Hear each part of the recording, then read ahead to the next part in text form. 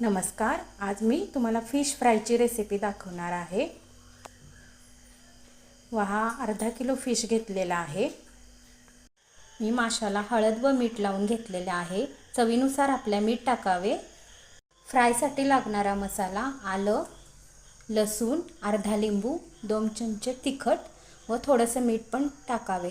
आलं लसूण पेस्ट करून घ्यावी।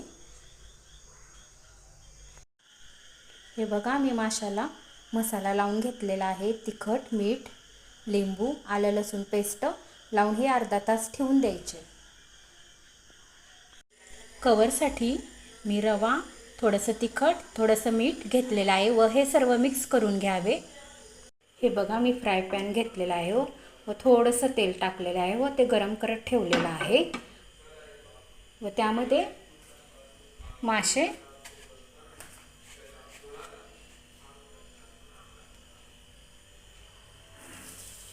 असे सोडायचे आहेत। हे बघा, मी माशाचे पीस टाकलेले आहेत व अगदी कमी थोड्याशा तेलामध्ये खूप छान फ्राय होतात। एक 15-20 मिनिटं फ्राय होऊन द्यावेत। हे बघा, माझे फिश फ्राय झालेले आहेत व छान असे कुरकुरीत मस्त झालेले आहेत।